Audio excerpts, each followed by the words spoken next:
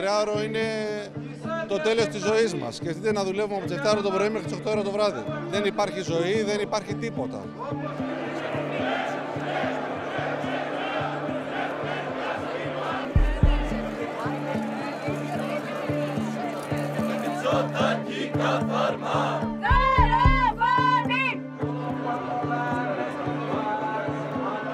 Ουσιαστικά αυτό το νομοσχέδιο έρχεται κάπως να νομιμοποιήσει όλη αυτή την εργασιακή ασυντοσία που ζούμε.